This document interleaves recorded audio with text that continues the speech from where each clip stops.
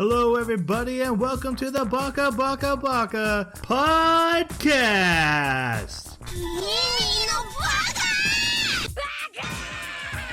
Baka.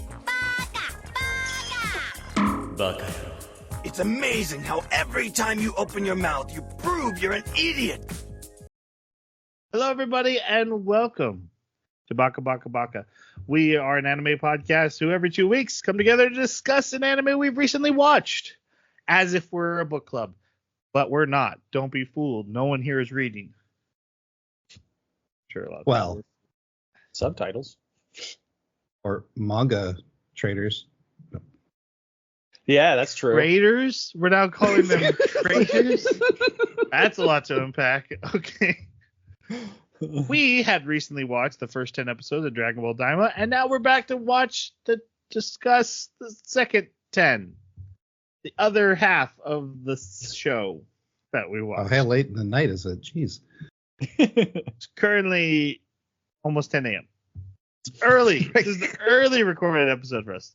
Anyway, I need the help of my co-host to do this. So, with their anime hot takes, let's start with he's the flying to my cloud. It's Jeremy. Dragon Ball has become fan service for transformations. Feels targeted. Mm-hmm. All right. We also have Even. the power to my pole, Jason. Wow. That doesn't Right? seem like an insult this time. Jerk.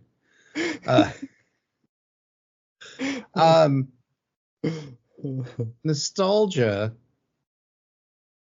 shouldn't work this hard. What do you mean by that? You mean well?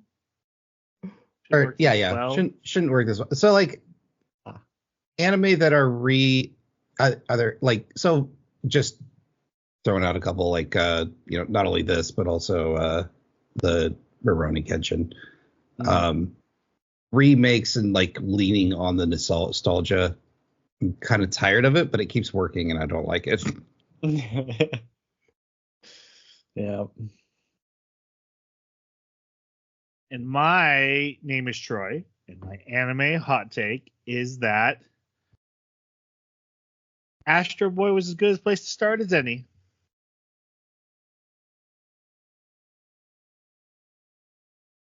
Did you watch Astro Boy? No. Okay. Doesn't have to be related to anything. Shut up. Okay. You say whatever we want. Rules. Jason?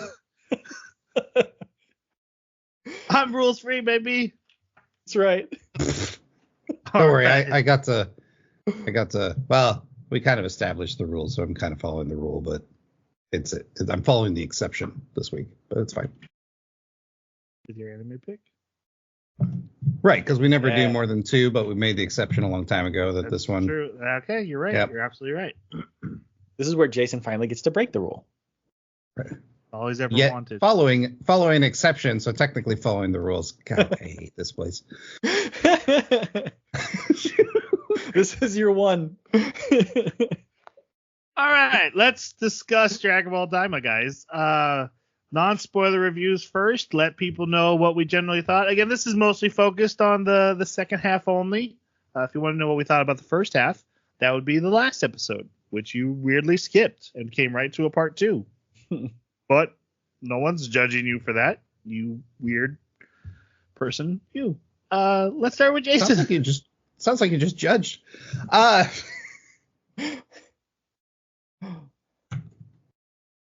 This made me feel like I was, watching Dragon Ball Z in the early 2000s. This was a great throwback to old DBZ storytelling, the formulaic aspect of it. Didn't feel fresh, but it kind of did, just because anime just doesn't do this anymore. It was fun. It was light. It had some good power fantasy aspects to it. And it, all your old favorite characters came back to play and, do amazing feats. So I had a good time with it. Except Krillin. No Krillin. For those Krillin weird people that like Krillin. Krillin gets like 2 seconds of screen time in like the I first know. episode, and then we just like never All see I him again. wanted was to have long discussions about Krillin, and the show's like, yeah, we don't have time for that. We have time for everything else, but not that. Yeah. In fact, I don't think they took any regular humans on this trip at all. Where's Yamcha? Needed to have like, if they really wanted to do. So okay, I'll do mine now. They didn't even take Tien. Right? Or Chaozu. See, we know all the names. We have a right to talk about it. I think this would have been more entertaining as a parody. Some of the comedy landed really, really well, and some of it was so unexpected and out there that it just caught me off guard, and I laughed really hard. And I think if they turned into that curve more, I would have enjoyed it more. I mean, I think a Yamcha curl up scene would have been amazing. If they had added that somewhere, that would have been so good. Self-awareness. Yeah, referencing your own self, I don't know. That might be a I step think it too would have far. But it certainly had its moments where I was really enjoying myself, both from the comedy and also from the action. But overall, I think I've moved on from this particular formula. It's just not really for me anymore. Yeah, I came out really enjoying my time with it, but I think Jeremy kind of hits it on the nose. It's hanging out with an old friend that you realize this was fun because we were 13, and now we're not that what we were anymore, and we kind of grew out of the silliness that we enjoyed. But it's still nice to see him. It's not like you don't like him. It's just, I'm doing other stuff with other friends now. I don't know if that really works because people are much easier to adapt to. But it's just a metaphor. Don't look into it too much. I will say, though, my feelings went down a little bit. And this is going to sound bad, but give me a second to give the context. At episode 13, the English dub ended, and I had to switch over to the subtitles.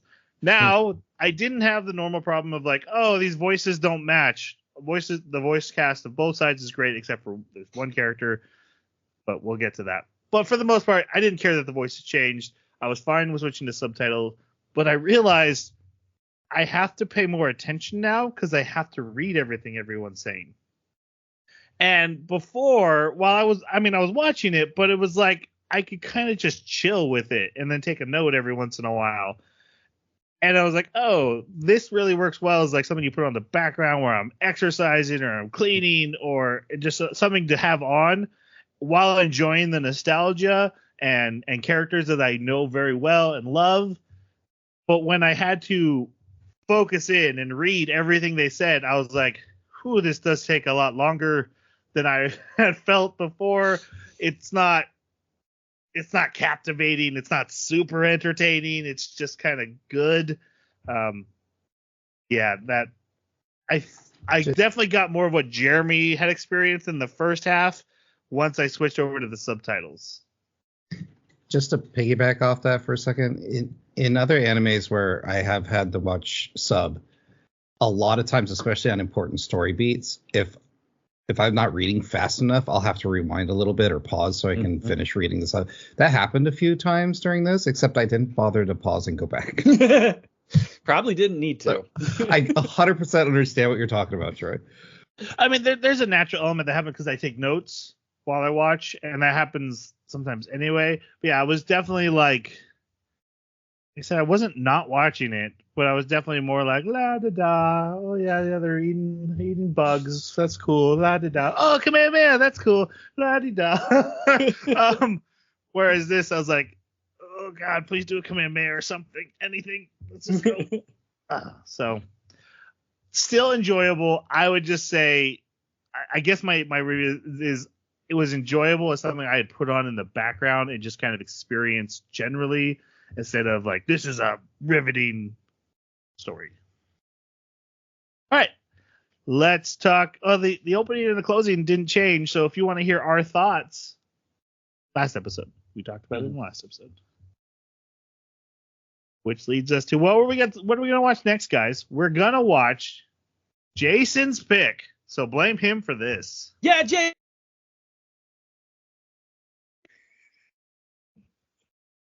You froze for a moment, so it was funny. Don't worry. This that's what you get with the Baka experience right there. All sorts of duct tape. Frozen in time. We're watching ReZero season 3, the first 8 episodes, because it's we're gonna do a 2-parter. Yes, we don't usually watch any anime more than two podcasts worth, but ReZero is special to us because we said so. And so it gets a break from this rule. Yep. Troy decided early on. Was it our first non-pilot episode? No. My Hero Academia, I think, was our first, but I think it was our first full agreement 5 stars, maybe. Yeah, I think it's our 3rd episode, actually. Yeah, so I think this was just kind of a special story for our podcast as well. So I think that's why we decided to give it. We watched season 1 twice because we wanted to get ready for season 2, and so yeah, we've just given it extra time and attention. We have a reason for that rule. I know a lot of people get frustrated, like, I want to know what you think about season 4 of this. The problem is, by that time, the characters are the same. The characters we've talked about, even 2-part episodes, are tougher, I feel, because, like, hey, we just talked about them and they didn't change that much.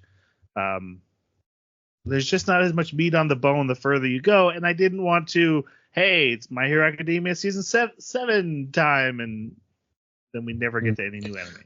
Well, the rule exists for a good reason. yeah. There's a lot of like little esoteric anime that pop up that I think are such a blast to pick, and we wouldn't have enough time if we were picking later seasons. And to defend ReZero, by the way, on that principle, Subaru in season 1 is not Subaru in season 2. True. Man. Anyways, looking forward to season 3. All right, now it's time for our spoiler warning for Dragon Ball Daima. For everything. If you haven't even seen part 1, we're going to spoil probably stuff from back there. But yeah, spoiler warning has been dropped. Characters, plot events, twist, it's all coming. So just if you haven't seen it and you have decided now you want to see it, that was your time. From our stellar reviews, our stellar early thoughts. Look, I think it's a great. I'd watch it like I wish I'd watched it with my kid. I feel like that's one of my great one to watch with my kid. That's a good one for kids. All right, we are on episode 11. If you don't remember what just happened, don't worry too much about it. They're on Demon Planet Namek, and they were just about to leave. But then the old Namek guy Neva shows up and is like, hey, maybe don't leave. And so they all get back out of the ship. My complaints for the first one. Right. There is, and he's absolutely right. There's a lot of let's do A to get to B and then to go right back to A. Mm-hmm. And storytelling wise, you could have just like dropped a single line of like, or just skipped ahead to, hey, I'm fixing the ship and here comes Neva. We haven't all bothered to pile in and then open up the door and pile back out. Yep. But we do meet Neva, the real Neva this time, who apparently has been faking being a cynical old man, and he's not crazy, but he's also kind of behind everything, everywhere. I want to hear your guys' thoughts on Neva, only because he just kept throwing me for a loop. I was like, what is he supposed to be? Is he the main villain? He's Deus Ex Namek. Is he a helper? I don't know. Yeah. So what's rough about the story in general is the demon worlds don't know what they want to be. Do we want to be demon as in bad? Do we want to be demon as in that's just our classification of race as demon and we're just normal people? Do we want a paradise where everyone gets along? It's never established what people want. In fact, there seems to be differing views on what we believe this place should or should not be. And Neville seems to be this shadowy background figure that's trying to manipulate the politics of the worlds. And he does a really poor job of doing it. And so I think if I were to go too far into analysis here, because I don't think there's enough evidence for it, but if I were to like think about this in the events that are presented, he lost his entire people. He's alone. There's no chance, like once he's dead, it's over. Like there's no more Namex, right? And then he finds out, Dende and Piccolo exist, but when they die, there's just no more Namex. It's over. They do say something different at the end. Huh? But what's the whole race that lives out in space still? I thought the planet got. Oh no, they wished that back, didn't they? Mm-hmm. Never mind.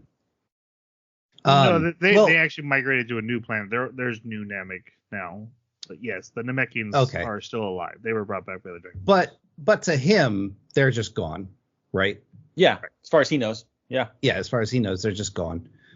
And so, and also, like, he's protected the Dragon Balls in a way that no one can make a wish. So if we take a look at those aspects, like, he's alone.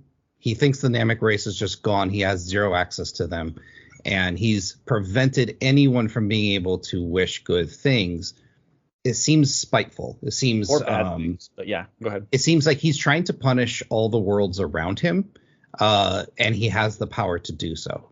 And he seems to be he seems to be the most powerful person within the demon worlds.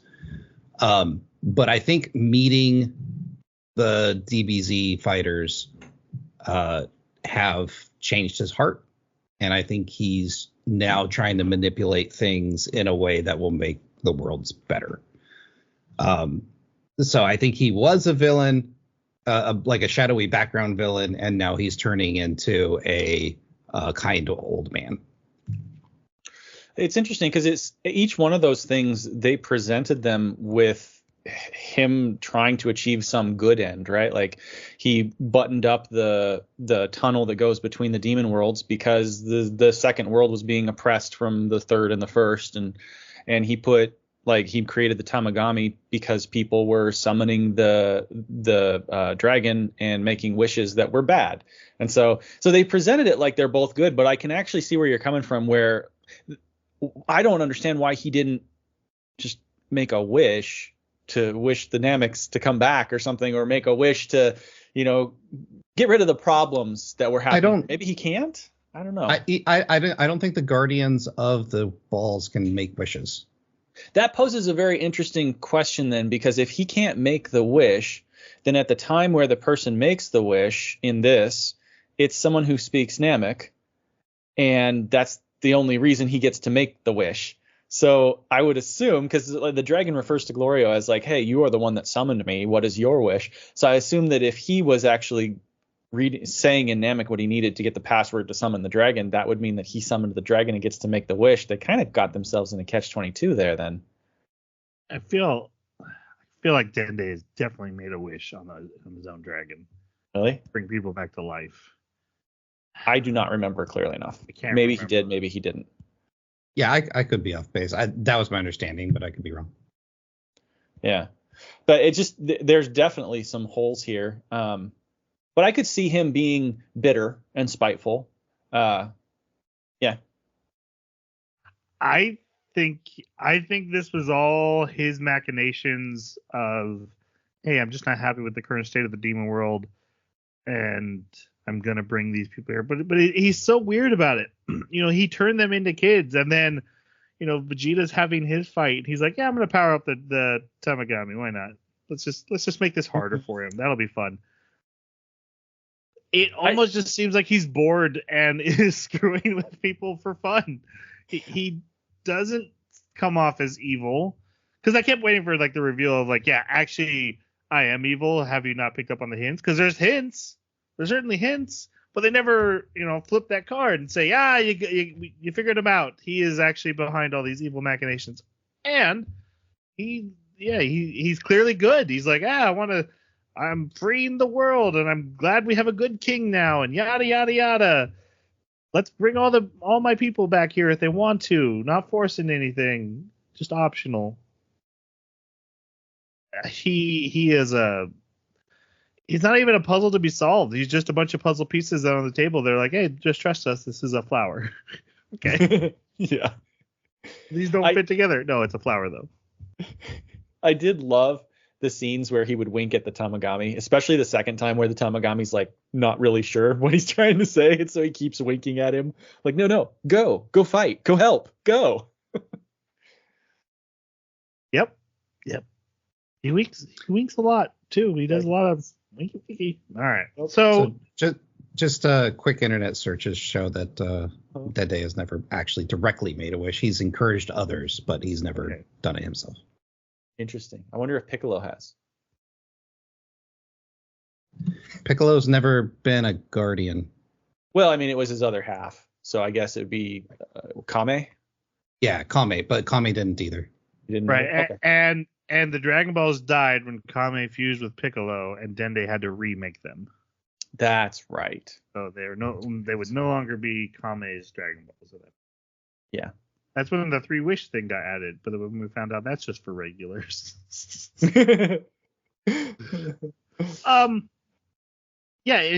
they talk with this old guy, and he's like, yeah, you'll need a translator because Piccolo doesn't remember the Namekian language. And I'm like, doesn't Nail memory still exist in your head? Like, You should totally know the Namekian language. Well, and also, I mean, if you practice, or if you don't practice that language, you can kind of lose it, right? Not all the words, but yeah, you'd lose chunks. Yeah, like you wouldn't be able to speak it fluently, but like if someone started talking to you in it, you could probably understand it, but being able to like talk back would be a little rough. Hard. Of your native language? Well, you got to think about how long he hasn't really talked to Namekian to anybody in a long time. It's definitely not something I can relate to. I obviously never had to learn a second language and then only speak that second language for decades. I feel like I'd keep my native language pretty strongly. I can say I do have a little bit of experience with that, just as like my wife has done that. And so, if she doesn't keep up reading Russian, then she definitely loses some of her elegance when speaking Russian. And she's like, oh man, I forgot that word. It does happen, but she could still very easily just, pick up a conversation. Yeah, pick it back up. Mm-hmm. Well, that's good to know. All right, yeah. So they're like, yeah, you can come along. At first they tell him no because it's cramped. He's like, but I can speak Namek. Like, okay, then we'll make it work. Then we see Marva. Hold on. This was something that kind of bugged me because they crammed way more people in this ship than could fit in there. But earlier, when other people wanted to go in another ship, they said, no, the ship's only rated for this many people, 3 people. We can't put any more people in it. That's like complaining that we couldn't. That's like complaining that we couldn't fit 6 people in the Geo Metro, but they can fit it in this minivan. Not 6. How? They're both cars. Vegeta even said, how can we not get these people in this car? Nope. Vegeta even said, let me go with. We're kids. We can fit in there. I can fit in there. And there was a different plane. It was a different plane, but it had room for 3 adults. Vegeta was right. There was room. There was room, but it was also clearly Goku being like, no, I'm not sharing. Yeah, I know what's going to happen when we get there. You're going to want to fight him. It never had anything to do with the room. It had to do with Goku being greedy. That's fair. Just Goku annoying. I mean, you got to remember, not everything someone says is like 100% literal what's actually happening. Some people lie. But that's misleading. No, I get it. Still annoying. The witch Marva and Arisu make another Majin because Ku is just too cool. He lost his fight, so they make Majin Do with extra Buu in him, and planted even deeper. And he comes out and he's this big, tubby Cyberman. Mm-hmm. And I love this line. Ku's like, I've always wanted a little brother. And I'm like, you've been alive for like an hour. Yeah. That's so crazy thing to say. Your guys' thoughts on Do and Ku in this half? I actually had an interesting thought about the whole process as well, because it kind of felt like, what was the witch's name again? Maraba. Marba. It kind of felt like she created the nuclear bomb of this world, and she's so hesitant to do it again. And so she's like always hedging her bets on like, how are we going to make this one? How are we going to make sure we can control it? How do we not make it too powerful to where it's just like murdering everything? I thought that was an interesting subtext to all this, but it ended up making a really smart but not very powerful Majin. And then they made a fairly powerful Majin, but just, not smart at all. And so I liked both of these guys. They played off each other well, and also they were kind of the Do was kind of the best version of the Majin Buu that we know now, where he's just this fluffy, playful, I want sweets Majin. But very powerful. And also he even looks similar to him, where he's got the holes in his head and he's a bit more pudgy. Yeah. I really enjoyed these guys. I thought they were great. It was a great callback to Majin Buu in both cases, and Cyberman. I just love that we get to use Cyberman as really powerful and influential later characters. The fighting style is great. I was wondering in the beginning why they didn't bring Majin Buu along. He's such a heavy hitter. Maybe it was because they weren't sure that they'd be able to use him or control him, or, what worth would he be? In Super, they've tried bringing him on missions. He's very temperamental. Of course, Super will happen in the future, but just from a logic standpoint, he is not as helpful unless you absolutely need the heavy hitter. Interesting. Okay, then it makes sense. So this was a great way to get Majin Buu in there and just have a green version of him, but have all the shenanigans and silliness that he brings to the table. I loved some of the scenes, especially between him and the not Ginyu Force. Like when they were shopping, he was gonna get all the candy. I loved the joke where he got a cookie and he transforms because he's so inspired and is such a great sugar high. Like this character for me, both of them really, what they brought to the table is what I think was the perfect parody material for this. And I would have loved to have seen more of them, more of the silliness. It's good stuff. Good stuff. Yeah, I really liked them. I had wanted them to go a little bit different direction. I thought they were going to be the main villain, but then I thought about it, that would mostly just be repeating Boo again. So I'm glad they didn't. My issues do come with the main villain, but we'll get there. But Ku not being just a worthless background prop now that the story, which is where I thought they were going to go with him, but they kept using him and he kept being relevant even without being strong and powerful, and I really love that. Do was a blast, especially all the background scenes of him just chasing a butterfly while important conversations are happening. Even though he's one of the strongest fighters now on the team, or enemies, whichever side he's on. But it was great. So I do, both Ku and Do are great additions to the cast. All right, so he's born, and then he goes and challenges the first Tamagami. But yes, Tamaguchi. That was intentional. Oh, okay. I'm looking at the right word, and I was like, no, that's not fun. Okay, so he fights the first Tamagami, and then Vegeta challenges the second Tamagami, much to Goku's chagrin, but he's like, yeah, it's my turn. You got to fight the first one. And both fights play out simultaneously. Doo's is much more silly. He keeps butt bouncing off the guy, and he's very booish. You can't hurt him, and he's goofing off, but he will eventually hurt you with that goofing off, even though snacks help and get the job done. And then Vegeta. Look, it drives me crazy the way Saiyans fight, but the way Saiyans fight is the way Saiyans fight. All right, they're gonna stay in their lowest power form, and wait until they know exactly how strong you are, and then they'll go up a little bit, and then they'll go up a little bit. He because they're fighting over the water, he keeps falling into the water, and then the Kraken starts keep eating him. At the end of the episode, it looks like a Kraken eats him, and then the next episode he's on the arm. And I'm like, okay, but yeah, sure. Why bother putting him in the Kraken mouth then? But it didn't matter. He eventually goes Super Saiyan 3. Vegeta's never gone Super Saiyan 3, even in Super. This is the first time we've ever seen it. I absolutely loved it. Highlight of this half of the anime for me. And then he does the very Vegeta thing. I'm going to fight you with one finger. I'm so much stronger than you. And I'm going to beat you up. And he wins the fight. He also gives the Kraken a toothache. Yes. We're going to go to the challenges next, but any thoughts on the fight or Vegeta himself?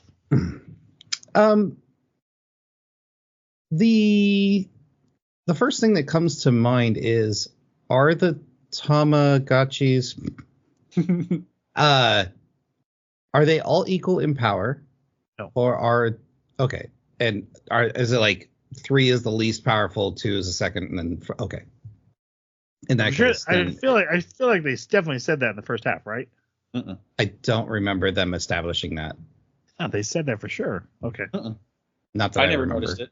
The only reason I say that is because Goku was able to beat the third one with, I think he only went Super. He may have gone Super Saiyan 2, but I thought he only went Super Saiyan and beat it. And so the fact that he had Vegeta had to go 3 just shows that power disparity between the two. Yeah, it's a ridiculous jump. I love the fact that it was 2 simultaneous battles going on at the same time, and each one had very distinct fighting style. It was really enjoyable. I did like a lot of Vegeta's moves too. There's something about the way he fights that I get a kick out of. Like, he is just get in your face. He'll take the beating. I love his like crossing his arms and taking the hit. That's just a signature thing that he always does. So I always enjoy his fights. What I didn't enjoy was the Kraken. I didn't enjoy the Kraken at all, because the Kraken is stronger than a Super Saiyan level 2, and it's roughly like around a Super Saiyan level 3 didn't kill it. Granted, he wasn't trying to, but like the power level of this Kraken is just insane. And it gets worse when you see the other entities that live on another planet. It's just insane. But the fight was great. Vegeta's awesome. Vegeta's always awesome. Yeah, Vegeta's just one of those characters that's, because he's come so far and has grown so well, that every moment of him, you just feel like this huge amount of satisfaction. Again, like an old buddy of like, man, every joke with Vegeta lands. I was really bummed in the first half he wasn't in it as much. Getting much more time with him was great. I do need to remind my co-host here, though, Super Saiyan forms are not a level of power. They require a level of power to unlock, but then once you have them, they are a multiplier. So a Super Saiyan 2 can be stronger than someone with Super Saiyan 3 if their base form is strong enough to overcome the multiplier. You're right. That's why like Trunks and Goten, you know, when they fuse, they can become Super Saiyan 3 but still be weaker than Super Saiyan 2 Gohan. I looked it up. And I found some conflicting reports, because some were saying Super Saiyan 1 was only 25 times stronger than base. Others said it was 50. And then there's like the different tiers of Super Saiyan, like grade 2, grade 3. And then there's Super Saiyan 2. I found some that were saying that like level 4 was 3,600 and others said it was only like 1,200 times base. So there's a lot of conflicting reports out there, but you're right. Like, it depends on what their base value is. And so if Vegeta and Goku have a relatively similar base value, multiplying it by even 1,000 or 3,000 isn't going to provide a massive disparity. So like Super Saiyan level 3 version of Goku isn't going to be less than Super Saiyan level 2 version of Vegeta, or vice versa. Right. Yeah, that's all I would say. If you're making these charts, you've missed the point of the show. And a lot of people make these charts. So power levels just don't matter. Right, and It's also just- power levels got thrown out after Frieza, so there's almost nothing to like. Everything has to be a complete estimation at this point because Sure. Right. by Cell Yeah. Saga and Buu Saga, they were never referencing a number. They'd be like, "Oh, They might say I'm 10 times stronger as a generality, but never were like actually laying out math in the story like they were up to Frieza. Right. But And in Super, in reality, doesn't it go up in- to millions? Because that's what I So- was seeing. Was it was okay, millions? but in reality, storytelling wise, each transformation is nothing more than their determination and their feelings, Not true. and showing how much Not more true. feeling they have than the other person. Absolutely not true. They stated Troy, very what do you think? clearly that at level 2, Super Saiyan level 2, I remember them saying, I never forgot, I have to be careful because even standing next to him when he's in Super Saiyan level 2 puts out so much energy that it can hurt a real human, just a baseline human. So there's flipping over the legend. No. Thematically, I get what you're saying, Jason, but no, even in universe, it is officially a multiplier of your strength. Yeah. Sure, but it's not a static multiplier. It's not a, this number on this spreadsheet means I'm going to beat you. It's a like staggering. that's not how it works. Like it may not be 100 exactly, but it's got to be a staggering difference. But he is right about the spreadsheet part. Like it's somewhere in between of where you guys both are arguing it is. It is, yes, it is a, hey, when I hit this, I'm going to get this much of a power boost. And especially because the higher you, the like Super Saiyan 3 has a time set on it because it drains you. You all are also losing power every second you're using it, despite the power multiplier it gives you. That's why he even calls it out. Hey, Vegeta's almost done with Super Saiyan 3 at this point. He's got to be running out. That happens. Mm-hmm. We saw that in Cell Saga. Goku's like, even regular Super Saiyan does this because that's why Goku's like, stay in this as long as you can, as much as you can to get used to it, to learn to deal with the drain it places on you. Unless your wife calls you to stop. We'll get there. Better get back. Baths are important. Also, what I didn't realize, and maybe it's because I remembered GT, this ended up not being a thing, but they did get depowered by becoming children. I had assumed they didn't. That because their strength comes from their inner ki. Like, I didn't think them having young bodies mattered. Goku's not able to lift mountains because he can bench press a mountain. It's because he has ki he can fill his muscles with and then lift the mountain. But and only the villains ever said we depowered them because they're children. But yeah, apparently their child forms are much weaker. They're in the Goten Trunks range instead of their normal Goku Vegeta range. Okay, Jeremy, you're gonna like this because this is my one nitpick with this. Okay. Even if they are depowered a bit, they're obviously very strong because they can beat the Tomaji's. So tomato people, yes. The tomato people. That much power and strength behind a fist that small, they would have been punching holes through their opponents. Yep. Constantly. Yep. I was thinking the same thing. The idea that they could punch these larger objects and just not have their hands go right through them, I didn't buy it. But that's my only nitpick. Yeah, I was thinking the same thing. I was like, dude, Goma is punching nails and other entities that are massive too. It's like you're literally punching a needle or a nail. Like, oof. Wait. Last episode, you complained about how like bullets can't hurt them. But now you're mad that small, pointy objects with tense force aren't piercing? No, not small force. Literally like child Goku punching with his fist against a fist that's massive size. We're talking about Goku's ki, so it's not like a bullet or a laser. How is it ki? How is it not the same? It's a ton of not force the same. in a tiny object. It's not the same because if you shoot the bullet or the ray at a rock, it's going to char the rock and fizzle. But if Goku punches the rock, he'll blow a hole through the planet. Because he's not pulling punches. I would say it's very comparable. No way. Whereas if the bad guy's power level is that of a rock to a bullet, No. No, why is his power level that? They killed him so many times with just like single punches. Every time the eye went bloop and he got back up, he had died, right? So that means that their power level is such that they were just destroying him, way more powerful than him.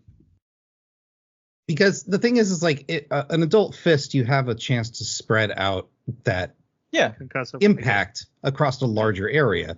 You reduce that down to the size of a child, but with like half of what Goku's power is, you're cutting things at that point due to the size of the fist.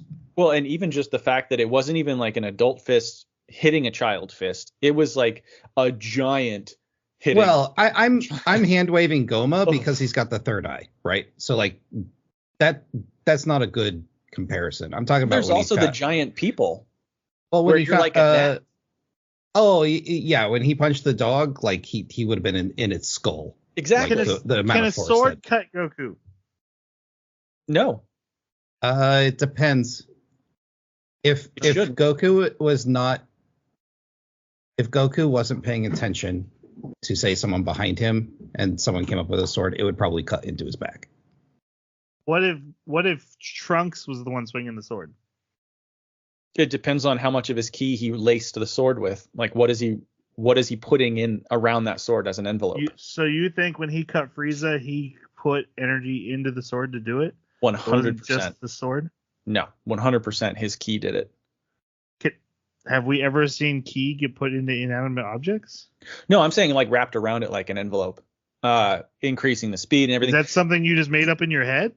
Basically, because at other times he used his sword and his sword would just shatter on people. Yeah, Goku stops it with a finger, right? Right.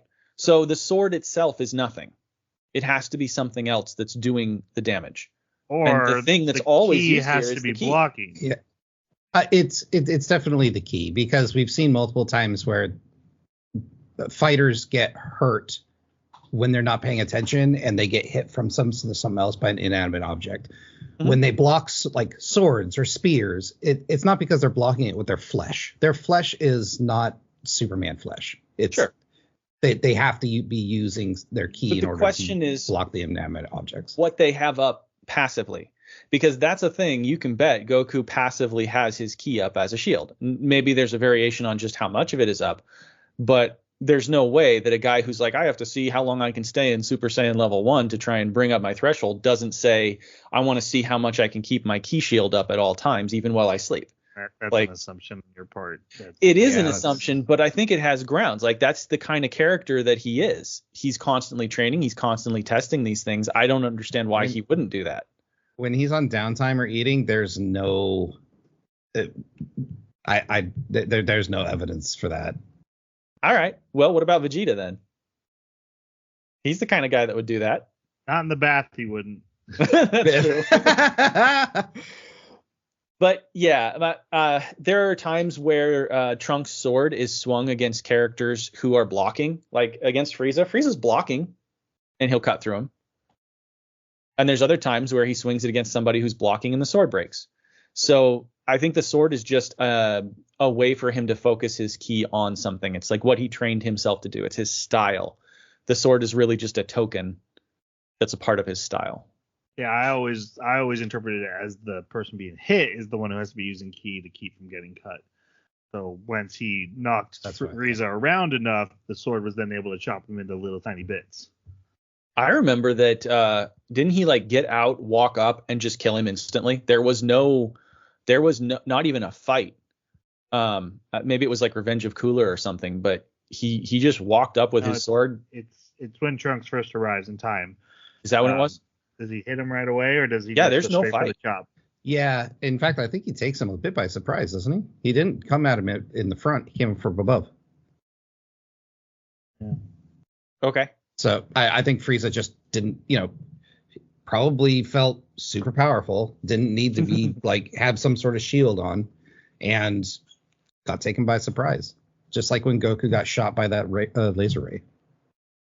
Yeah. Because King Cold say you're only strong because you have that sword, and he gives him King Cold the sword and then beats him anyway. Yeah. So the sword had nothing to do with I it. do kind of remember. Yeah. There's nothing special about the sword. Yeah, I know the sword's not magic or anything. Yeah. Are we asking questions that Akira Toriyama did not care about? I think so. Probably. Yeah. 100%. Yeah. Especially based on the rest of what we see here. Yeah. Yes. All right. The challenges. So Dew's challenge is a math problem that all I could think of was so Goku's team never gets this ball. There's just no way. No. Nope. Okay. Maybe Bulma could have done it. Maybe. But in this case, Ku comes up with the answer and is able to tell his brother without the robot right next to them hearing. And Dew repeats his answer and he gets it right. They pass. It was great that the robot didn't even know what the answer was. He's like, it is right. I have a feeling the robot didn't care that Ku told Dew. That's possible. Yeah. I don't know why he wouldn't care if it's supposed to be a one-on-one challenge, but sure. Maybe it just wasn't specified. You can't get the answer from someone telling you. Vegeta's challenge is also a kind of a math problem, but it's really a riddle about a guy giving out cookies to people, and then he's asked how many cookies the snake character wanted, and Vegeta answers none because I've never heard of a snake eating a cookie in my life. And that's correct. Yep. Also love Goku in the background trying to keep up on his finger. Being like, everyone's like, it's like, no, Goku, you're not. We know you. Yeah. Also, these challenges are BS. You can beat the robots. You could just take the ball. Well, they couldn't stop you if you really wanted it. But they are funny. Hey, guess what? Jeremy, you're not gonna believe this. The plane is broken. Oh, gee, again? But don't worry about it. Pansy fixes it. Yep. In the next episode. First time we get to see actual capsule stuff in action in this entire series, which I was really missing, and I like that she pulled out her capsule for her tools. Yeah, that was cool. I love how when Pansy fixes the ship, I can't remember if it was this moment or the one that's upcoming. She just literally like moves a panel and then takes two cables and connects them together. I'm like, was that just not connected? Like, did you forget? Which makes me wonder, did somebody sabotage the ship? Right. That was my traitor. thought. Okay, exactly. Could it never have done that? Yeah. No, it's just poor construction. It just falls apart on its own. Yep. The bad guys turn off Sir Warp, so no more goldfish for the rest of the anime. I know, it's sad. But then at they never turned it back on, which is hilarious. Yeah. Also, right at that exact moment, their plane starts to crash again.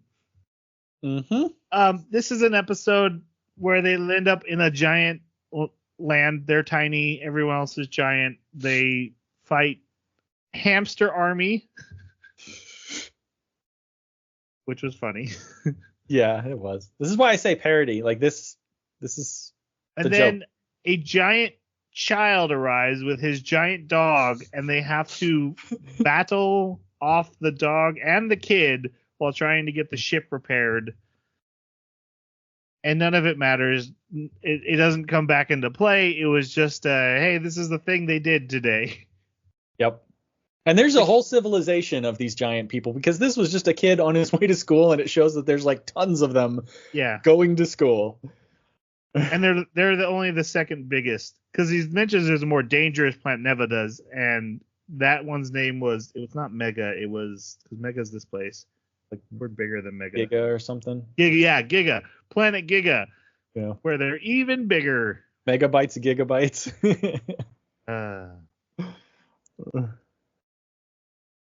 They get away. That's that whole episode. I don't know what to tell you. There was fleas in it. They power up. They shoot Kamehamehas. Fleas that they call ticks. That was cracking me up too, because they were fleas. They call them ticks. Then we get to meet not the Ginyu Force. They have a real name. It's the elite cops of this. The elite Gandarmy Force. It starts with a G too. But this is, I just called them the Not Ginyu Force because they literally show up and do, hey, here's us posing. It's clearly a Ginyu Force callback, which is fine. This whole thing is filled with callbacks, but they're not strong like the Ginyu Force. I guess they're strong for their race, but they're more about snacks, and they're not even that bad at people because they share their snacks to beat them. So, wait, you said they could beat the Tamagotchi? Yes. Oh, I peed myself a little. Yeah, I don't. They don't even have a purpose in the story other than a 2-minute. We need to get by these guys, and then we just did. So, they're just here. With Sir Warp done, they go to Sir Warp, but the shield barrier is right there. So Goku's like, I'm gonna poke it with a stick, and it electrocutes him, and then this made me frustrated. He falls for like 20 minutes. It's so frustrating. Falls for 20 minutes, and no one goes out to catch him. Yeah, they're all just like, oh dang, Goku's gonna die. And the worst part is he just saves himself like last minute. Yes. Just like he just wakes up before you. He still had like miles to go when he wakes up. He was like only 2/3 of the way down, and he's like, "Oh, okay, I'm gonna go back up." And he comes back and goes, "I thought I was gonna die." No, you didn't. And while this is happening, an old man, the Neva, decides, I'm gonna take down the shield barriers because I built them, and he casts a spell. Does the top one first? Yes. So he has time to cast the spell. Jerk. The spell goes up and touches the shield, turns it off, casts the second spell, it goes down, touches that shield. All the time, Goku still has not fallen all the way to the second. The spell went so much faster than him, it whizzes past because he's just like slowing and falling in slow motion or something. Yep. It's so weird. It's such a weird timing, spacing story beat that even I was like, just like have someone catch him or something. It just stop it. Yep. I 100 like at first I was like, oh, Vegeta's gonna go get him. I was like, oh, Vegeta would not go get him. No. Like even if it was life and death, there's no way Vegeta would go get him. He's like, figure it out yourself, Kakarot. Yeah. 95% of the characters in this ship can fly and go get him. Basically everyone but Bulma. Right. Mm-hmm. Right. It's insane. It's an insane moment in the start. I like the I'm gonna turn off the shield, even though it's again how I'm behind everything and I can undo and do anything for Neva, but the whole Goku falling was so weird.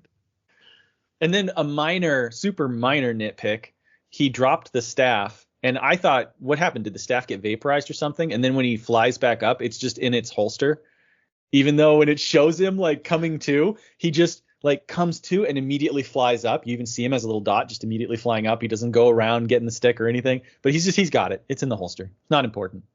Which is weird because later they make a very deliberate show that the strap on the holster breaks. And then in the next scene, when he's facing off against his opponent, you can see the staff in the holster in the front of the screen. Like, and you're like, okay, they're paying that much attention to detail, but here it's like, oh, I just have it. Yep. They go into the tunnel to the first demon world, and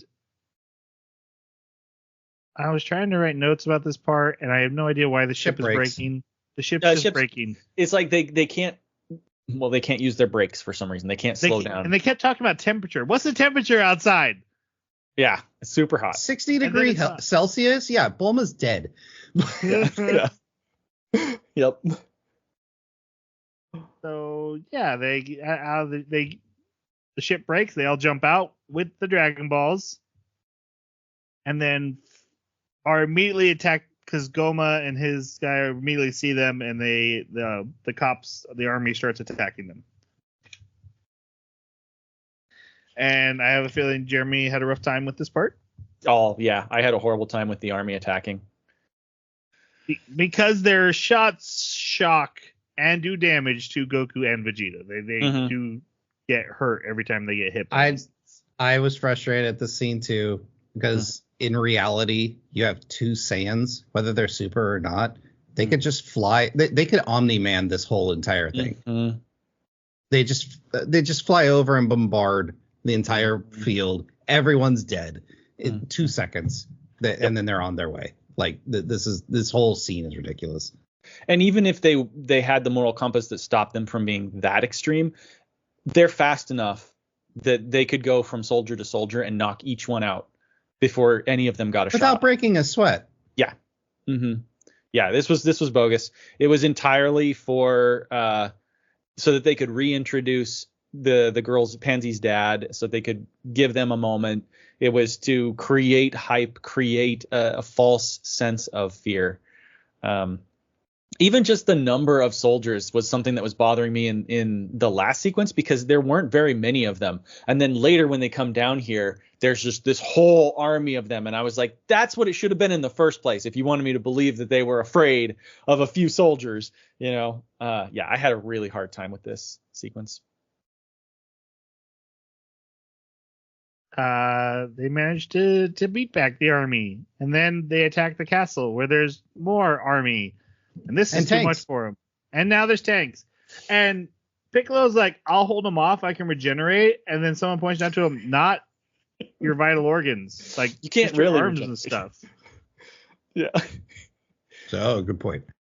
Well, another thing that cracked me up was, like, did we forget that Saiyans were sent because the baby, when transforming into a giant ape, could wipe out an entire planet's worth of defenses on developed planets? Weak planet. Well, like, there were developed planets that they could wipe out too. Because remember the tiny people that had technology? They were like super tiny. They had really great technology, and they were a formidable force, and they just completely annihilated them super easily. Barely an inconvenience. Yeah, everyone here can fly, so they're at least way stronger than humans. Yeah, probably like early levels of the DBZ on Namek, maybe, like those soldiers. I'm just saying a baby couldn't blow this place up. One other nitpick. Sorry. They make a very deliberate story choice to distinguish between magic and ki. However, that was like one throwaway line, and then the rest of the there's no distinguishing between the two for the rest of the show, and it's like Glorio even powers up right at one point, and I was like, huh, all right. And I was like, it's just like, how about you just don't make the distinction?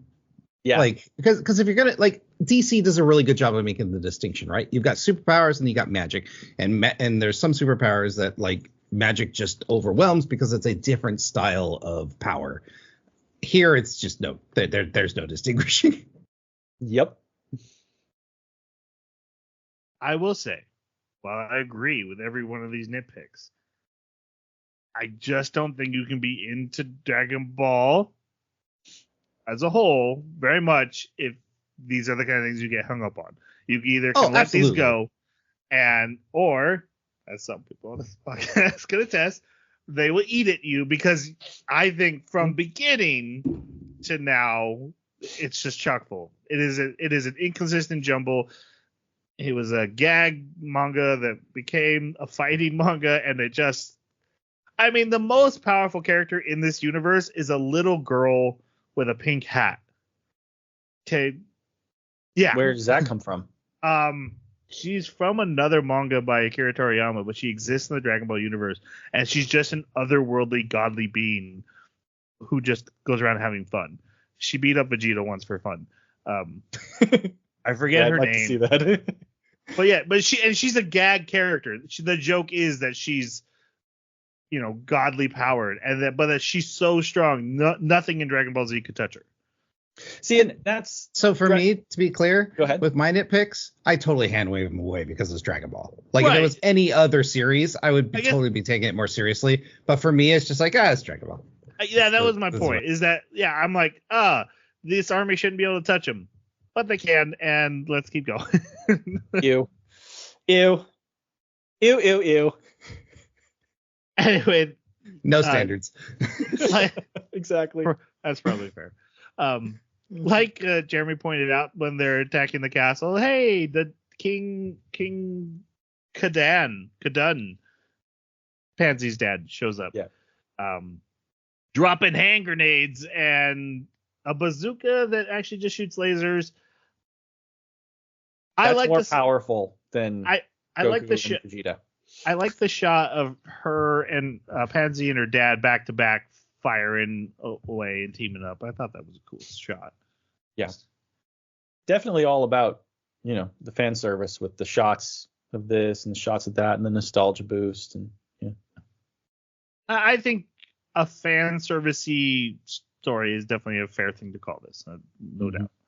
All right. So King Goma during all this has noticed, Jeremy called it, Hibis on the horn. His belt has the third eye. So he demands that Degasu goes and gets it. I thought Degasu transformed himself into a young woman. I did too.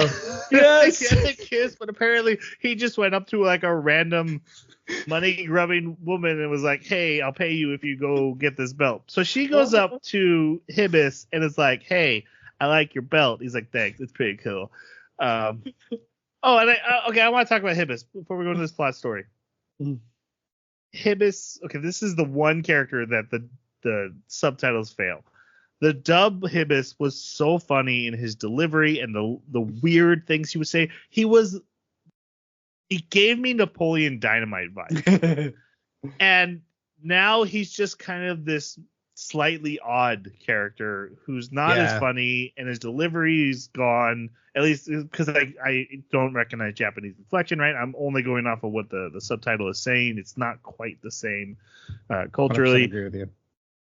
He still has a couple good moments, but I was like, Jeremy, you had said he didn't seem that funny last time, and I was like, well, no, he's like the funniest, and now I'm like, oh yeah, no, he's just there. Yeah.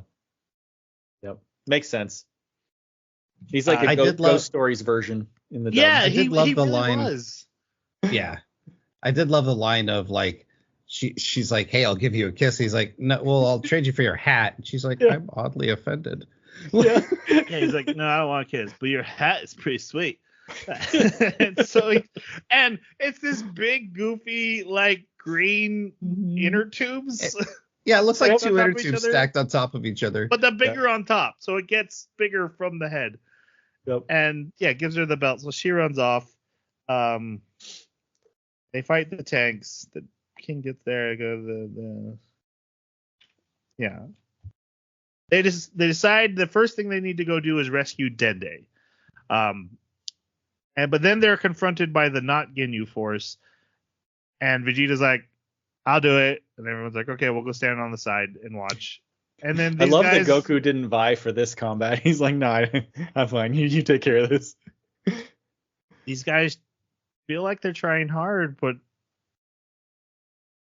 it's over. I mean, this scene literally doesn't matter. There's nothing developed out of here. There's no threat. I thought like, oh, this is how they remove Vegeta from the main fight. Like he has to go deal with this powerful group. No, like it's like 5 seconds later, and no one leaves. They tie them all up, and then Goku gets chips from one of the guys. He's like, "Can I have your chips?" No, this was 100% a gag scene. That's all it was. Yeah. I do love that one of them never even fought.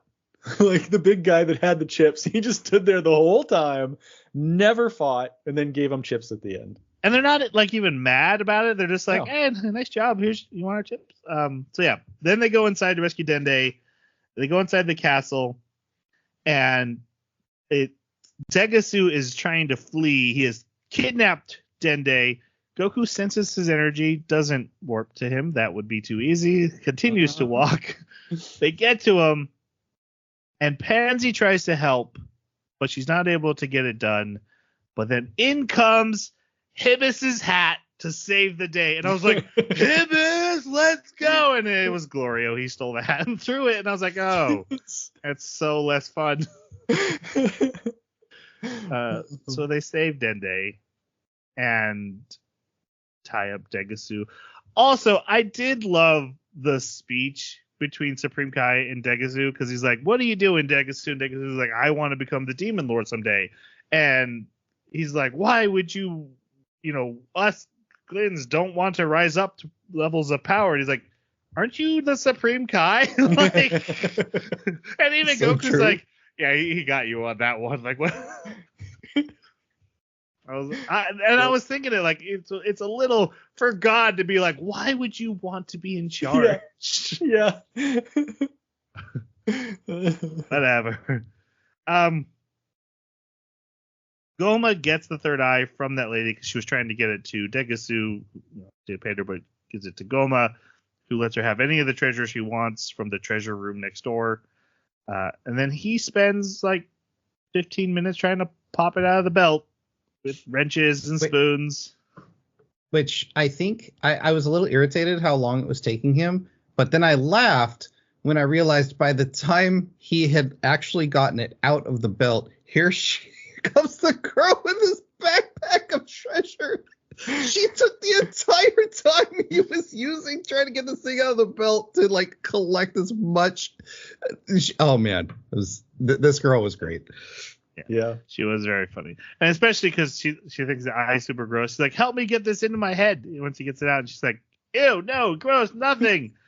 I'll pay you all this much money, double that."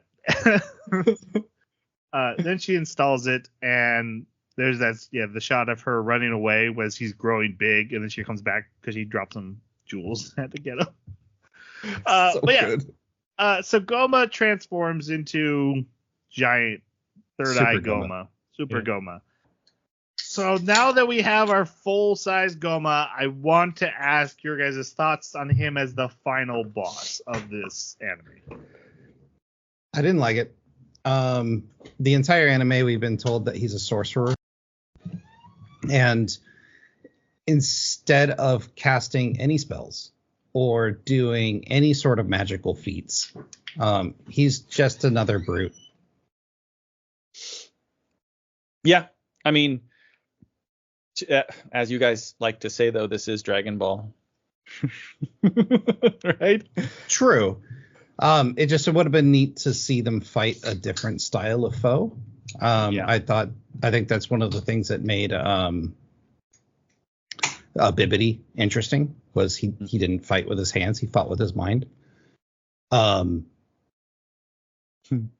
What? I don't remember it. I'm not with disagrees. you on this. I'm waiting for you to finish so I can tell you how stupid I think this whole opinion is. That's all. Oh, okay. In the spirit of Dragon Ball, they need a big bad to fight hand-to-hand combat. That's just the way it is. I mean, but however, it would have been nice to see them battle a powered up sorcerer. I mean, I thought that's what they've been saying the third eye did this entire time was it increased your magical power. And so when I hear magical power, I hear spells, I hear blasts, I hear some sort of other magical feats besides telekinetic rock throwing. Yeah. Yeah. And I actually agree with you in the sense that after a while, seeing the same style of combat and the same hurdle to be overcome gets boring.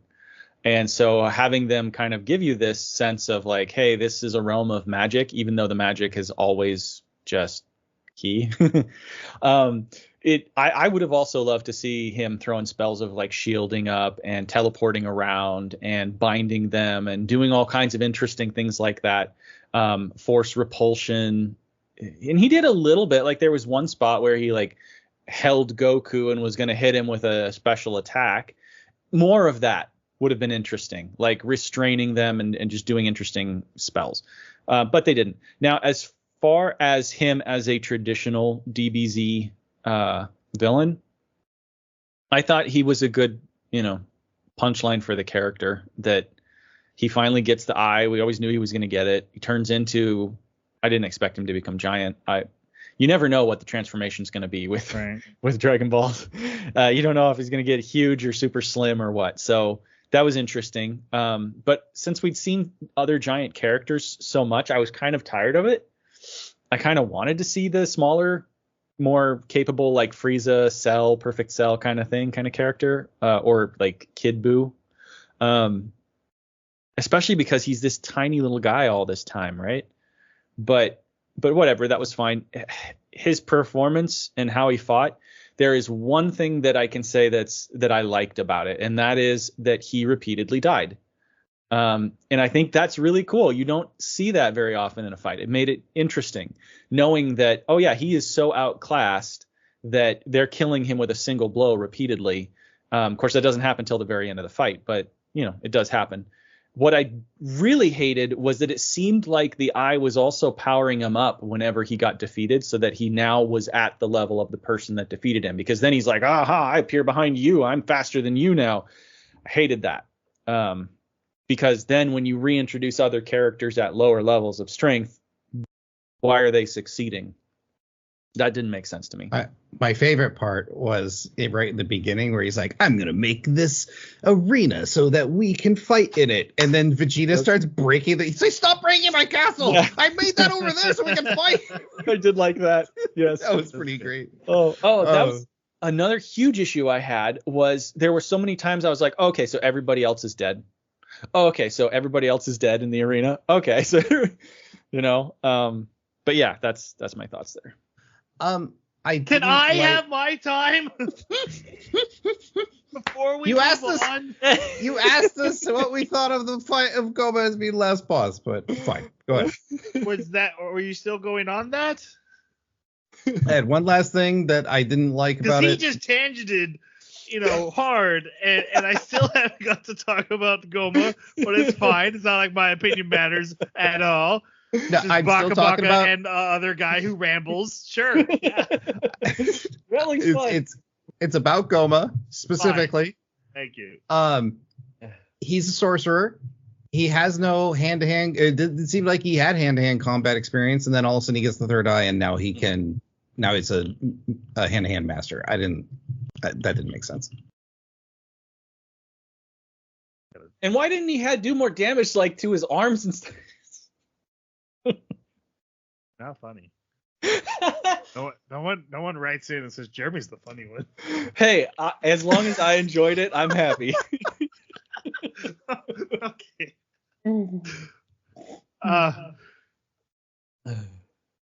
Tell us why we're wrong. It's Dragon Ball. The end has to be a strong fighter for them to beat. I actually I had thoughts of because he's a magic user, him holding them down, I thought was different than most others, even though Frieza has I can trap you in a ki bubble and hold you down, and most of them have telekinesis. But I wasn't expecting a Doctor Strange bad guy, and I don't think that would work for this series. Totally gonna work.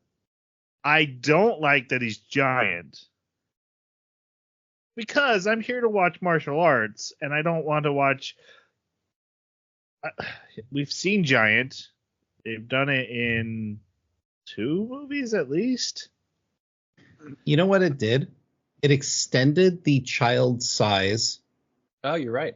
Because they turned back into adults, but Goma just got bigger. So it's okay, so we're still doing child adult.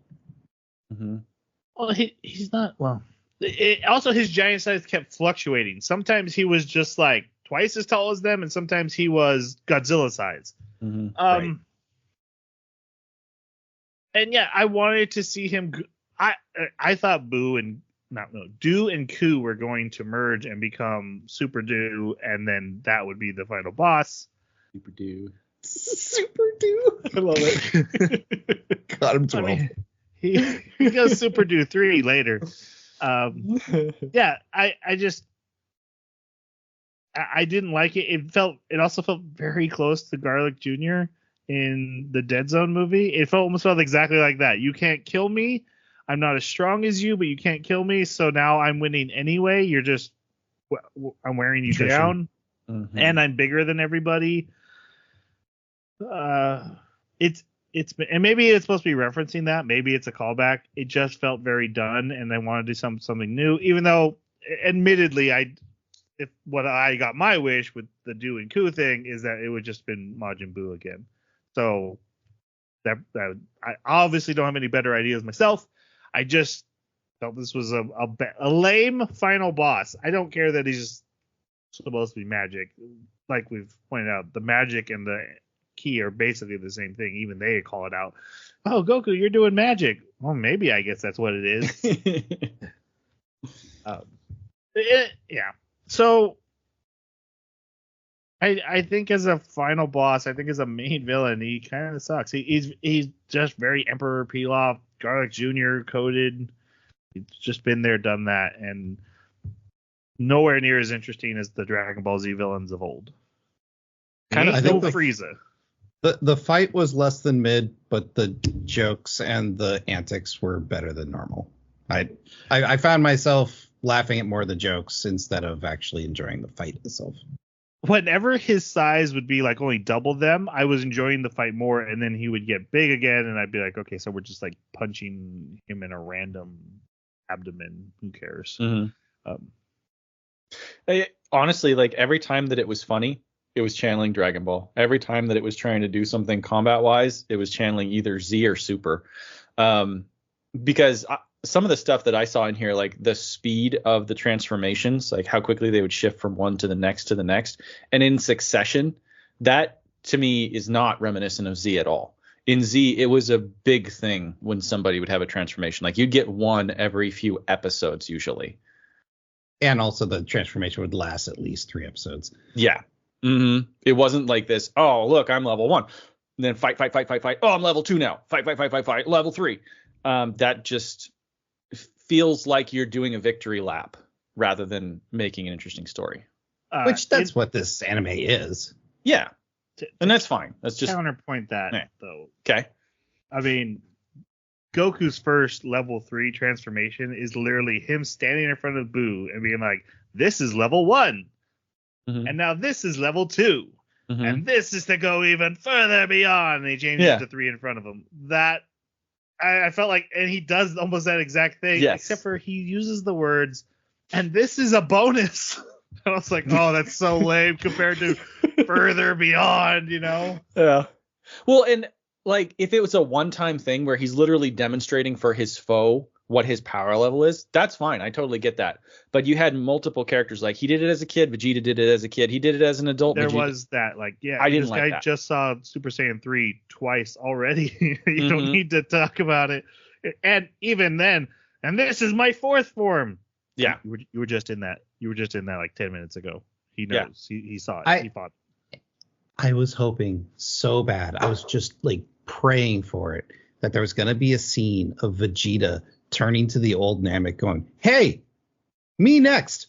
Yeah, exactly. Pull my tail out. All right. There's a lot I do want to say about this fight, but the next 3 episodes are fight. And so I'm going to cover it real quick, just like bing, bang, boom. And then we can actually talk about what we like and didn't like, because we're leaking all this stuff out and might as well just rip off the Band-Aid. They start fighting him. Vegeta starts fighting him. Then Goku fights him. And then he's so big that Goku's like, everyone all in at once. And so they all run in and fight him while he's a giant. And they even call out, that's not like Goku to do that. This must be bad. Then Aaron Su's like, hey, I'm going to make my wish. I'm going to make myself the most powerful Demon King, so that'll solve the problem. Glorio takes the Dragon Ball Steward. He's been working for this whole time. For the win. And then he's like, I'm inspired by Goku because that's what Goku does. He's a character who changes other people's outlooks on life. And he makes the wish that everyone turns back into adults. And so they do. And then Goku's like, hey, all right, 1v1's only now. 1v1's only, guys. We're adults now. Yeah, we're adults now. Let's keep this fair. But then Vegeta's like, well, I get to go first. And I'm like, Vegeta, every time you're like, final boss, I want to go first. Has it ever worked out once? Ever. One time. But he's got a Saiyan pride. Yeah. Especially he's using Final Flash. I love the look of Final Flash. He shoots the guy all the way through this flying island they're on, and then Final Flashes him all the way back up. It was really cool, but I'm like, Vegeta, has it ever worked? Has Final Flash ever won a fight? Ever? Never? Never, it's not flashy. once? That's all it is. He always saves it for last, and I'm like, it's not gonna work. I like the way Vegeta brawls. I hate his energy use. I'm gonna send 100 blast at this guy. Galagun. Yeah. Never works. Never hits. Never hits. No, they always just walk right out of it. Like that didn't do any damage. But he's still like, 100 energy balls. This is the only thing I do. And then, okay, everything into one attack. Didn't work. How could I have seen that coming for the 100th time in my life? Maybe that's why I like watching him so much.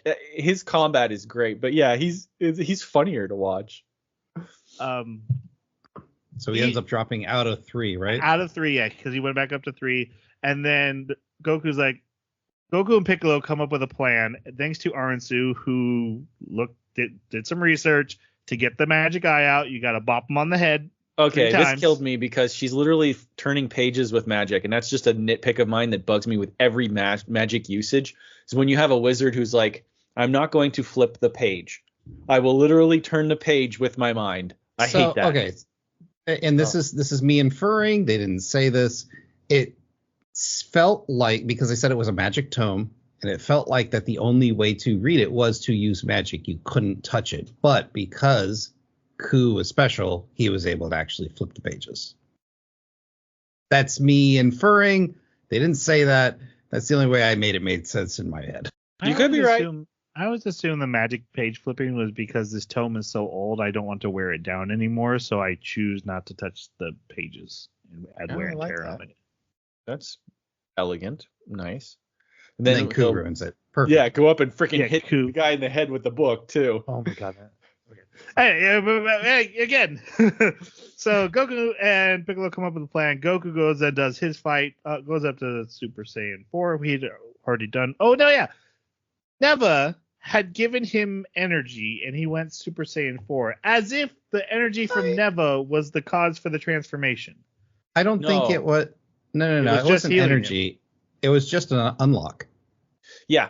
So the way that Super Saiyan 4 works, apparently, I had to go look up a little bit, is that it's like they reach in and pull a golden ape out of your butt. That's what the tail is basically unlocking this ability. And then once you've done it once, you can always go back into it. I'm aware of what GT is. No, that's the explanation for it. And he did the same thing with his spell.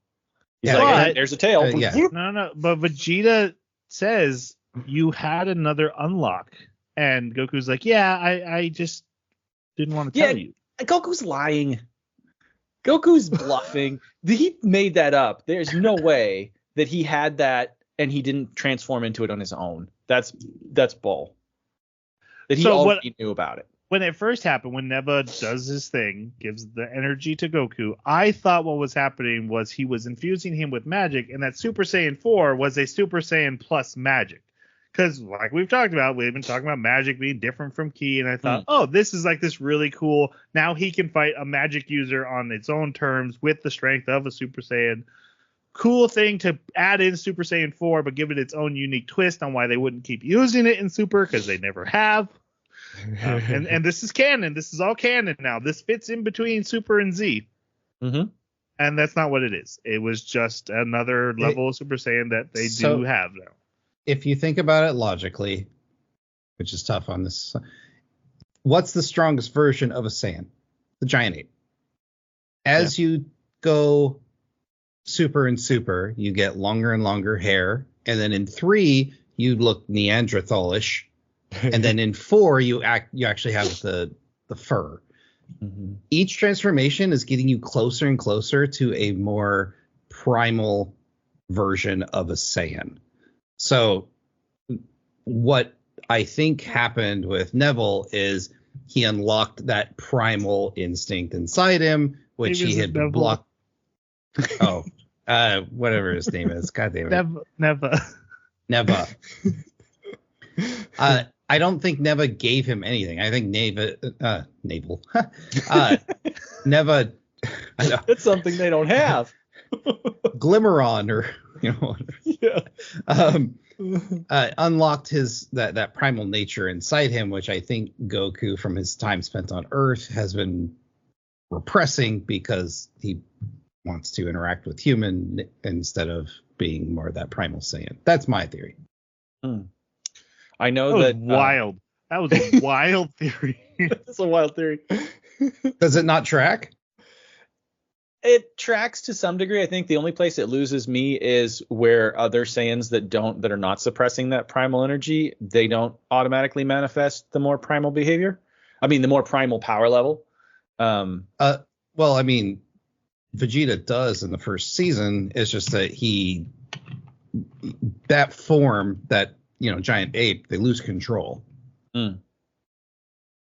So, but it's it's not necessarily the giant ape that is the form, though. It's Super Saiyan level 4, right, where you're human size and you go. But 4 is not ape, right? 4 is still, you're in control, and even in the Buu saga, Goku mentions that 3 he loses a bit of his. Yeah. He's becoming more primal. And the idea of 4 is it makes him even more angry, like he's got a quicker temper. In the GT lore, at least, and I don't know how much of that they're going to keep, but that fits with the primal idea. And then if you think about into Super, what do they call it? Ultra Instinct. It's because he's becoming even more primal. Well, actually, there's a big jump. Like if you look at what happens between Super, as far as like the transformations and stuff, it's a fork. Like they go in a completely different direction in Super with the transformations. Yeah. Ultra Instinct isn't a Saiyan transformation; it's a divine transformation that. But they're working off it. He's working off instinct instead of. But Vegeta's transformation is ego. Right. I think they're just pretty words they're using at this point. Kind of like Super Saiyan God, Super Saiyan. The one thing I like about the super transformation is I like that Goku and Vegeta are branching off into different directions. Yeah. That's the one thing I liked about it. They're not just Vegeta chasing Goku. He's like, I'm taking my own path now and not held to the fact that we're the same race, so we have to do the same transformation. Mm-hmm. Yeah, okay. That's a lot of theorizing. Mm-hmm. Continue on with the fight. Oh, yeah, there's a fight going on. Hey, look at that. We did the same kind of delay they do. Adult Goku Kamehameha's so hard, he pierces the heavens. He makes giant tunnel from all the 3 demon worlds. Totally screwed up World 2's water and all of the local ecology that thrived on it. And then Piccolo goes in to do the... Also, I was like, Piccolo, you should have done this so many times. There's so many moments to do the 3 whaps on the back of the head. But Piccolo goes, he only gets 2 in, and they fail. And then things start blowing up, and Majin Ku just happens to be behind this guy with a book and whacks him in the head 3 times, and they win the day. All right. Now Majin Ku is faster than Piccolo. That's what I'm hearing. Well, technically. That actually might be true, yeah. I love how Piccolo yelled as he was coming in for his sneak attack. And waited to take off his clothes, his so he could be faster. Armor, till the moment it came. Like crap, take this off now and be ready. I'm hiding behind a rock where no one can see me, but I don't want them to suspect anything, so I'll stay dressed. They're weird. Yeah, so I don't like the hey, I'm Super Saiyan 4 again. I wish they hadn't done it in the kid version. They should have just saved this for the one final transformation. Yeah. Well, it's a 2-for-1 this way. Yeah. You get to see the kid version and the adult version. It's almost like 2 different transformations. It super bugged me that the Medibugs disappeared, especially the fusion bug he bought. I was ready for Goku, Vegeta, because, we're doing GT, right? So Goku's gone Super Saiyan 4. It's canon now. We brought it back. What's next? Super Saiyan 4 Gogeta. Okay, one last step. What? And we set it up. They set it up. They put in the fusion bug. And they didn't do it. They didn't pull the trigger. Vegeta's fight, the way they get him to quit was the best. Bulma, I'll never take a bath with you again. It's about the dirtiest thing you can say in Dragon Ball with the implications. And bravo to Vegeta for instantly coming back, turning his back to everyone and being like, whatever, I'm done. I wanted to be done anyways. Yeah.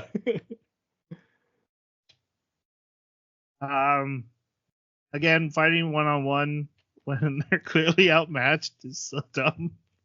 Especially since they switched back to one-on-one. Sure, Goku. Such a Goku thing to do. Glorio. I like Glorio's moment of coming back to the team and them all being happy about him, even though he was revealed to be the traitor, and forgiving him because he made the right choice. Then he finds his Super Glorio form. Yeah. Yeah, Super Glorio. Oh, there's also Super Saiyan 3 Do because he got to eat a giant cookie. I loved it and I hated it at the same time because it made me laugh and it was really good. It was a great comedic beat. But I was so worried that they were actually going to stick with it and be like, yeah, this is Do transformed. He's going to stick with it now.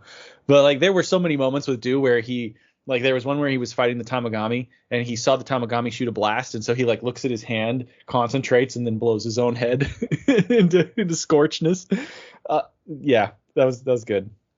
I don't understand why Neva didn't power up the Tarantino like he did for the second one against Vegeta.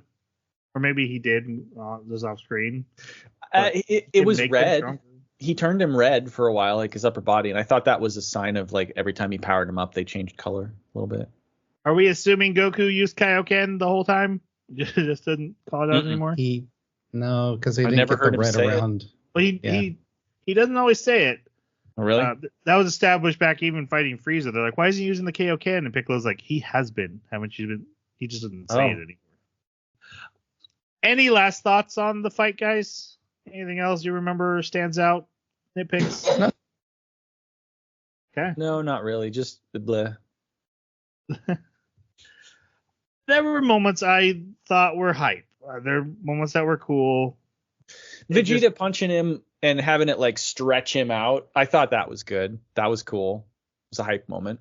I liked Goku's improvised Kamehameha, where he's building it up and then gets interrupted and then. Yeah.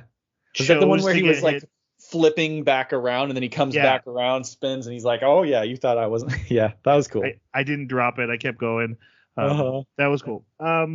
All right. So the battle's won. The eyes popped out. Glorio steps on it. And they're like, okay, they trap him in a bottle for 99 years, 1 year off for not being super evil because they didn't kill Dende. And they throw Degasu in there with them. But they're like, hey, it's got a garden and book, so this isn't evil behavior. It's a nice jail. And Aransu, they decided, isn't super evil. She's just like a little evil, but she has a conscience, so she's allowed to stay out. And then they're like, I guess Aransu's the king, and she's like, I don't want to be the king because I'm not strong enough to hold the position for long, so without the Dragon Balls, I'm going to wait. And they're like, well, technically, whoever defeated the last king gets to be the king, so Ku is the king. And Ku's like, yeah, I'm the king. Except for he's like, we're going to have peace, and we're going to do all these great things, and everyone's on my team. You're a minister, you're a minister, you're a minister. Anyone else want to be a minister? Hibis is like, oh, me. I guess that's everybody. Yes. That's a good moment. And then, everyone says goodbye. Bulma gets her magic crystals. Then I'm sure she'll make $1 billion off of the real world. And Vegeta complains about Goku always having new transformations. He's like, well, you have Super Saiyan 3. He's like, no, that's Ultra Vegeta 2. That was great. And then, they leave. But they stop because Goku wants to buy more Medibugs because Sensu Beans are running low. They're not. That's not. There's literally a time of peace in the Z universe right now, but that's fine. And they find 3 more eyeballs in a jar. Apparently, those things could just be bought. 2 more, but yeah. No. They had 3, and 1 was sold a long time ago. Okay, whatever. I had an issue with this because this means that the old lady running the gas station shop is older than everybody because she was around when the first Supreme Demon King, way before Abatu or whatever his name was, got it. And I guess she's just been eating those caterpillars to make herself look 10 years younger every 10 years. You also have to keep in mind, we never established how long the reign of each of these Demon Kings was. So it could have been weeks. Years? 200 years? Yeah, but that's not long for a Majin. Yeah, these guys live thousands of years.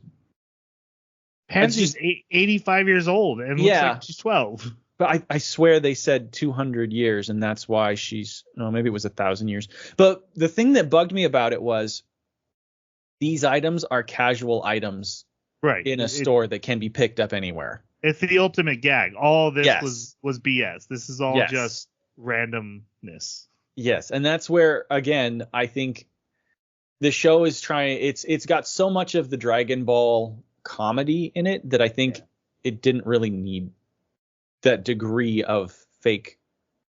This is stakes. A weird ending. It wasn't needed. It doesn't serve anything. It doesn't. It's just randomly there. And the whole reveal of the eyes are just like a thing. They're not. This isn't a once in a lifetime mystical item. This was something you could buy at a grocery store if you knew the right people. Yep. Okay.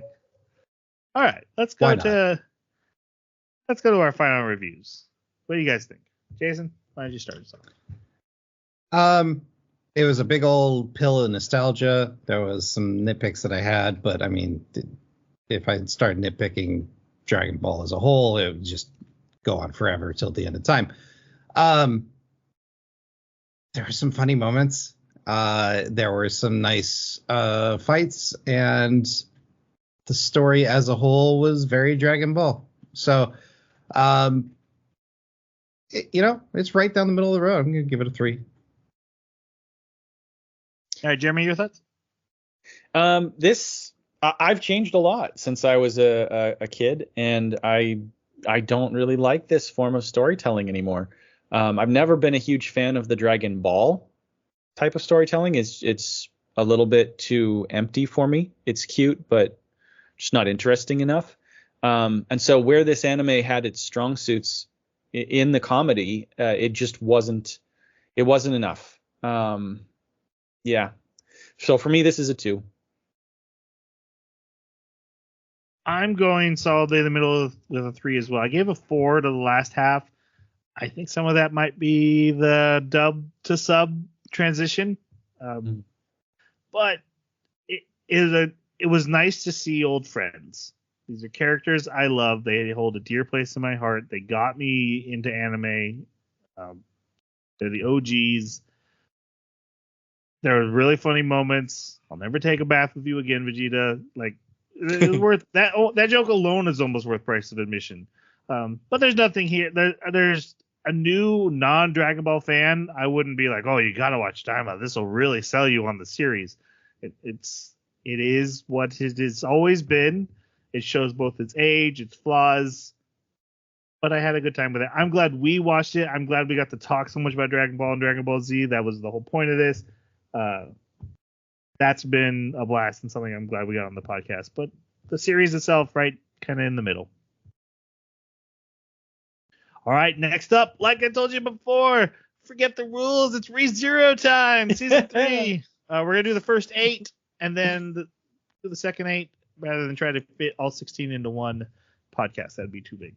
So that's what we'll be watching next. If you have thoughts on Dragon Ball, Dragon Ball Z, Dragon Ball GT, Dragon Ball Daima, or Dragon Ball Super, please let us know in our comments. You can go to our website, theanimebakaclub.com, hit the contact us button, leave a comment.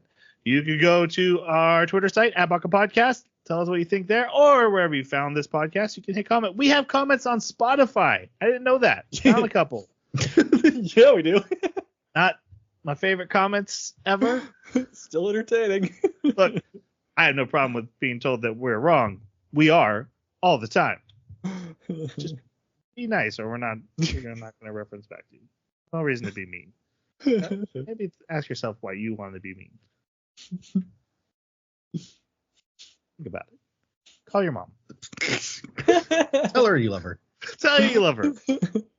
Make the world a better place. All right, I want to go. I'm done. Let's say goodbye. All right. Thanks for listening. Namex must not use their power for conflict. You're one of those weird warrior types. Sayonara.